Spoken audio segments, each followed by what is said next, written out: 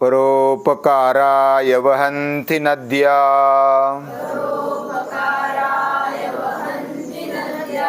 परोपकाराय फलन्ति वृक्षाः परोपकाराय दुहन्ति गावः परोपकारार्थमिदं शरीरम् परोपकारार्थमिदं शरीरम्।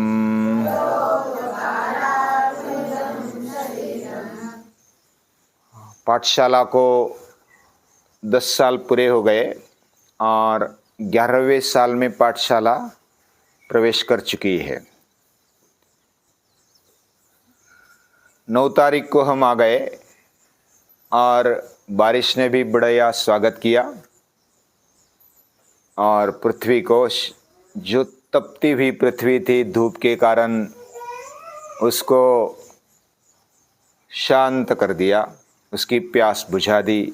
पूरी नहीं बुझी है, लेकिन जितना बारिश चाहिए था उतना आ गया पहले फेज में। और जब बारिश आ जाती है तो धरनी प्रसन्न हो जाती है, उसके अंदर के बीज और उसके ऊपर का आवरण वह आने लगता है, वह वस्त्र पहनने लगती है, हरियाली छा जाती है, अलग अलग प्रकार के रंग रूप सृष्टि के दिखने लगते हैं। ये भारतवर्ष में 3 ऋतु है। बारिश की ऋतु है, ठंडी का मौसम है और धूप।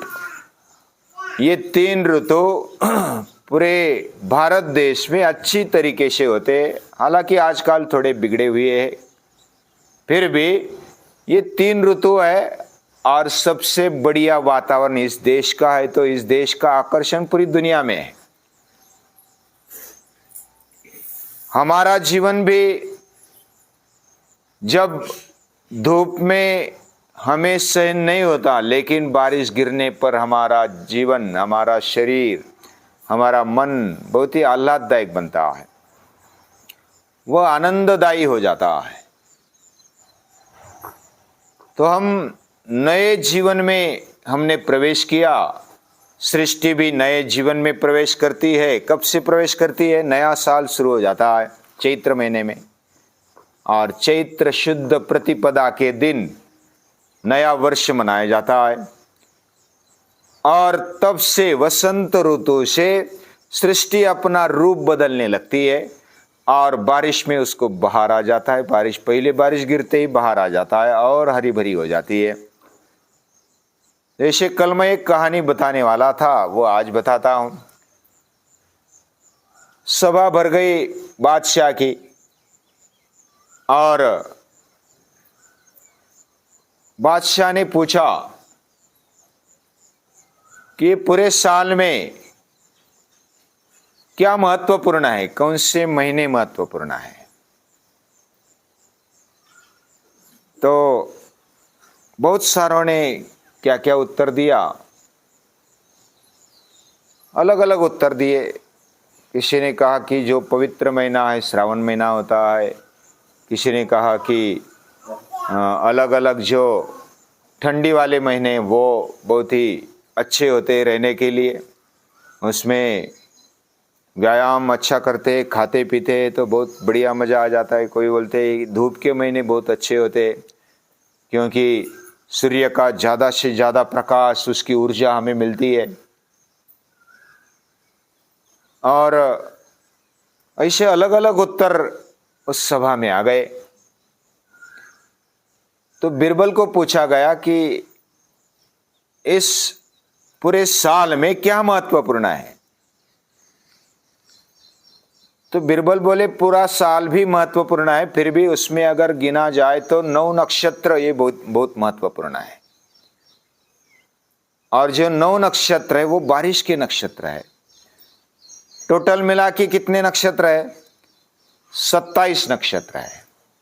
और 27 में से 9 नक्षत्र जो है रोहिणी से लेकर के रोहिणी, मृग, आर्द्रा, पुनर्वसु, ऐसे पूरे 9 नक्षत्र वो बारिश की ऋतु है। और वो अगर अच्छे गिरे तो पूरा साल अच्छा, वो अगर अच्छे नहीं बारिश हुई तो पूरा साल खराब।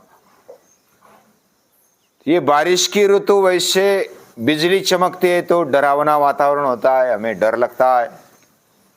तूफान आता है तो भी डर लगता है। बारिश इतनी तेज से गिरती है, कभी ओले पड़ते हैं तो भी बहुत ही भयंकर परिस्थिति दिखती है।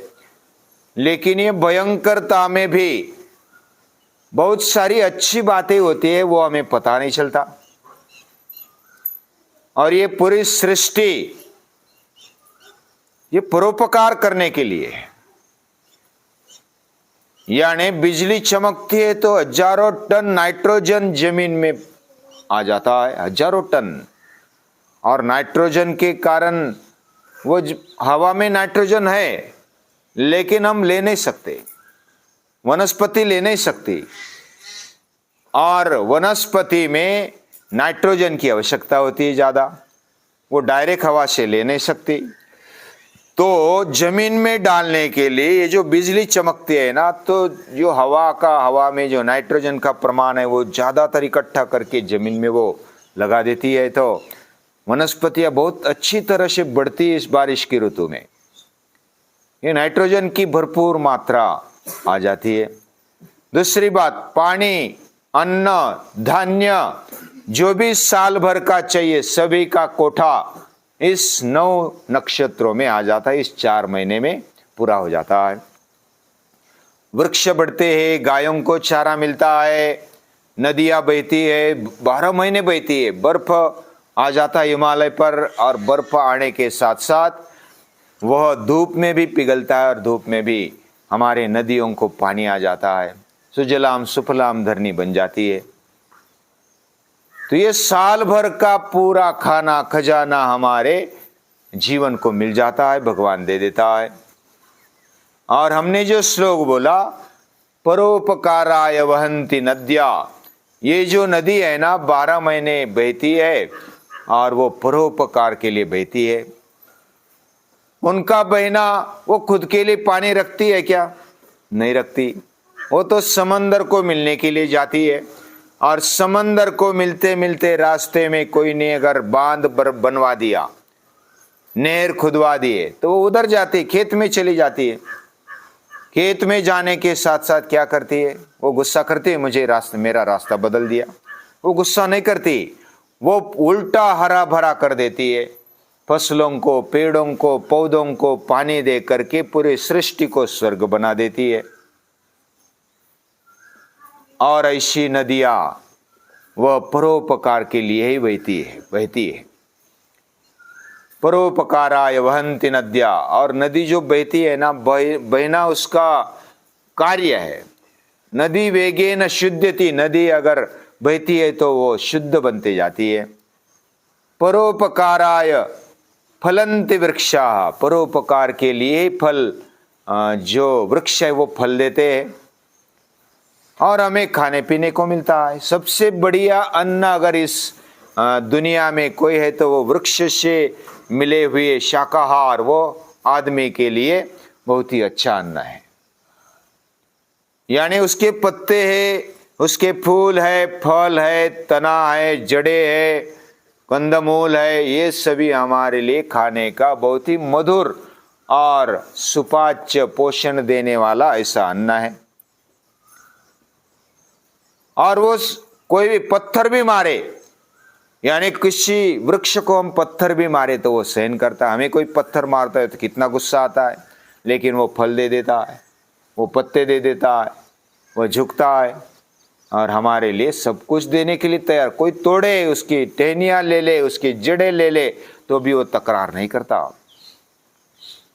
उल्टा वो परोपकार के लिए उसका जीवन है। परोपकाराय दुहंति गावा, गाय तो घास खाती है, हरी भरी पत्तियां खाती है और हमारे लिए दूध दे देती है, हमारा जीवन पुष्ट करती है। गाय तो हमारे लिए कामधेनु है। किसान को कम से कम एक गाय पालनी चाहिए, और गाय वह गोबर दे देती है, गोमूत्र उसका मिलता है, उसका दूध मिलता है, दही मिलता है, घी मिलता है, उसके हर एक मिलने वाले पदार्थ वह हमारे लिए जीवनदायी है। पंचगव्य तो बहुत सारे रोगों पर वो काम आ जाता है, उसका अभ्यास करना चाहिए। पंचामृत भी बनता है तो उसमें गाय के मिले हुए पदार्थ वो ज्यादा होते हैं, और वो बछड़ा दे देती है, वो भी बैल खेती के काम आता है, वो मेहनत करता है, हमारे लिए धन धान्य संपन्नता लेकर आता है, और फिर भी ऐसा प्रदूषण नहीं करता। जैसे अभी साधन सुविधा हो गई लेकिन उसका प्रदूषण हो जाता है, ट्रैक्टर आ गए, दूसरे कुछ यंत्र आ गए, उसके कारण प्रदूषण ज्यादा होता है, जमीन ज्यादा घनी हो जाती है। परोपकाराय दुहंति गावा, वो परोपकार के लिए दूध देती है। परोपकारार्थमिदम शरीरम, हमारा शरीर भी परोपकार के लिए ही है। हम भी सृष्टि में आ गए, सृष्टि में हमारा जीवन हमें मिल गया तो ये परोपकार के लिए है। हमारा जीवन भी चलना चाहिए, खाना पीना ये भी चाहिए, लेकिन क्या हम सिर्फ खुद के लिए खाए पिए? तो हमारा जीवन भी परोपकार के लिए ही है, इसलिए हमारा शरीर मिला है। ऐसे शरीर माध्यम खलु धर्म साधनम, ऐसे ऋषि बोलते हैं, महान महापुरुष बोलते हैं। उन्होंने अपने जीवन को, जैसे संत गाडगे महाराज, उन्होंने झाड़ू ले लिया और गांव गांव चल दिए, स्वच्छता कर ली। गांव की भी स्वच्छता कर ली, मन की भी, शरीर की भी स्वच्छता होनी चाहिए, बुद्धि की भी स्वच्छता होनी चाहिए, तभी हमारा जीवन अच्छा बनेगा, ऊंचाई की तरफ जाएगा। ऐसे बहुत सारे महापुरुषों ने इसका महत्व बताया। हमारा जीवन भी ऐसा हो, ऐसी प्रार्थना करते हुए सभी ऋषियों को, मुनियों को, महापुरुषों को नमन।